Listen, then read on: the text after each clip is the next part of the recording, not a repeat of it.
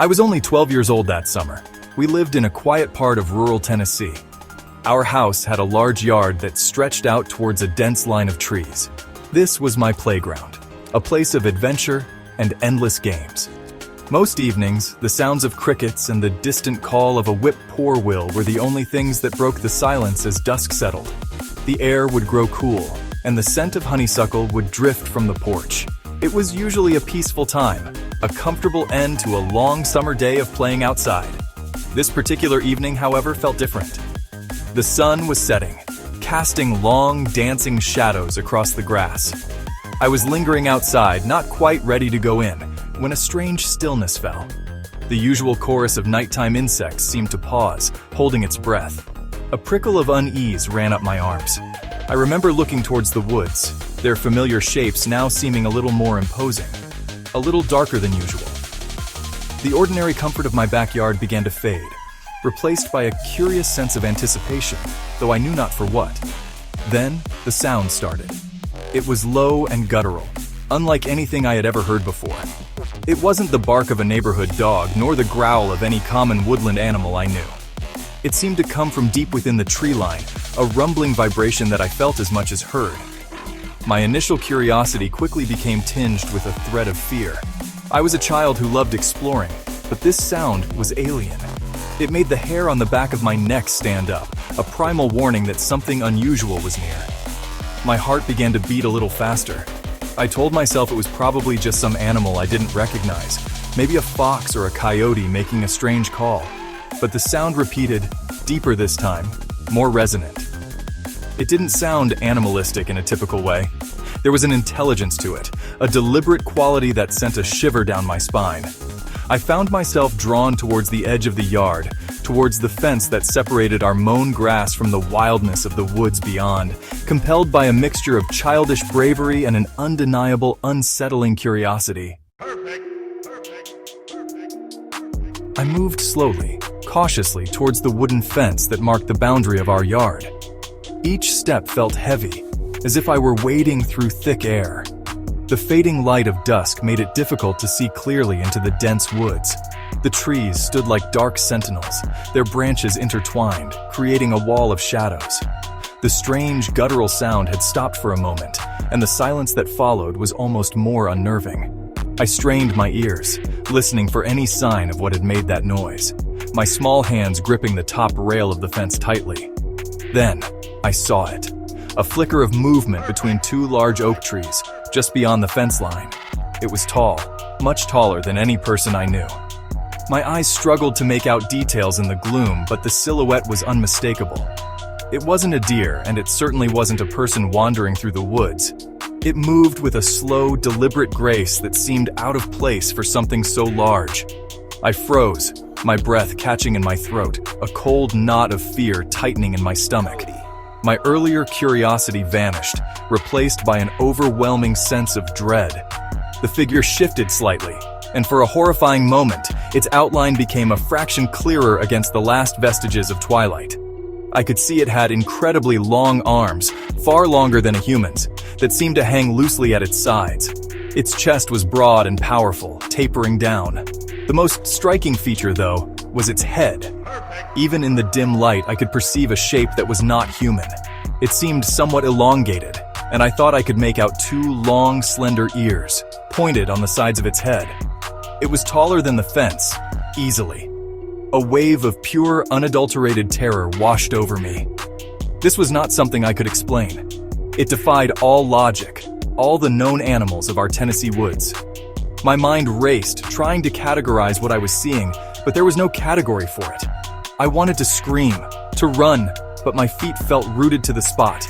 The creature didn't make a sound then, didn't move towards me. It just stood there, a massive, dark shape in the deepening shadows, and I knew, with a chilling certainty, that it was aware of my presence. I don't know how long I remained frozen there, staring at the monstrous shape at the edge of the woods.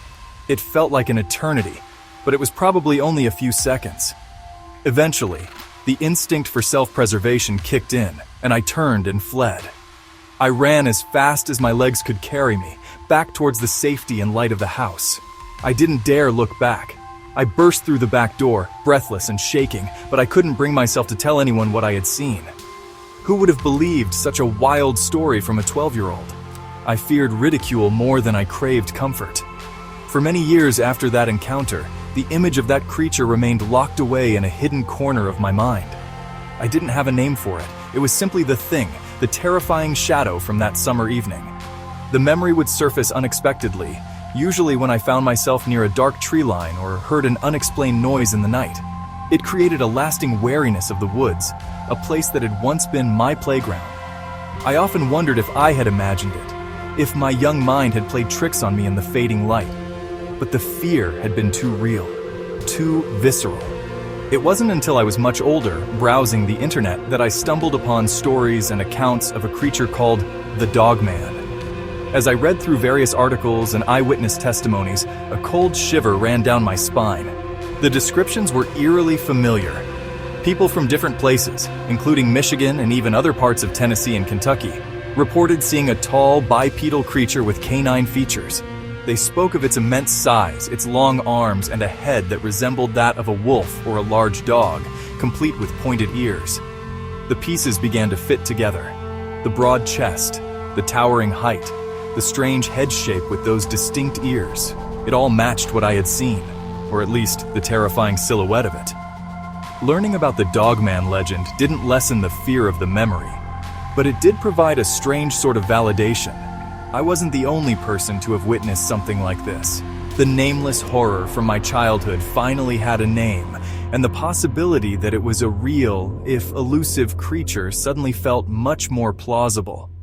My encounter seemed less like a figment of imagination and more like a genuine sighting. Reading further, I discovered that tales of the Dogman, or similar upright canid creatures, have been around for a long time. Some stories, like the legend of the Michigan Dogman, speak of appearances in years ending with a 7. Others, like those surrounding the Beast of LBL in nearby Kentucky and Tennessee, describe a creature that haunts the land between the lakes region. There are even more recent accounts, like a news report from Kentucky about a tragic incident where an unidentified canine-type creature was involved, sparking local speculation. These stories, though varied, often share common threads with what I experienced. So, do I believe in the Tennessee Dogman now? After that chilling encounter at the edge of my childhood yard, it is incredibly difficult to dismiss the possibility entirely. The image of that towering figure, its unnatural proportions, and the sheer terror it instilled in me are etched permanently in my memory. I know what I saw wasn't a bear, or a person in a costume, or any other ordinary animal. It was something different, something that didn't belong to the world as I understood it then. The fear was too primal, too deep, to be easily explained away. That single terrifying evening fundamentally changed my perception of the world around me, especially the wild, untamed places. The woods bordering our yard were no longer just a collection of trees and familiar wildlife. They became a realm of mystery, a place where the unknown could exist. It instilled in me a profound respect for the wilderness, and a sense that not everything in this world has been neatly cataloged and explained by science. The experience made the world feel larger, and undeniably, a little more unsettling, knowing such things might walk the shadows. The memory no longer fills me with the same heart-pounding terror it once did. Instead, it's a persistent, quiet question mark in my mind. It's a reminder of a moment when the veil between the known and the unknown seemed to lift, however briefly. Whether the creature was truly the Dogman of legend or something else entirely, I cannot say for certain, but I know what I saw, and I know how it made me feel. And because of that, I will always look at a dark tree line with a mix of caution, respect, and a lingering sense of wonder about what secrets it might hold.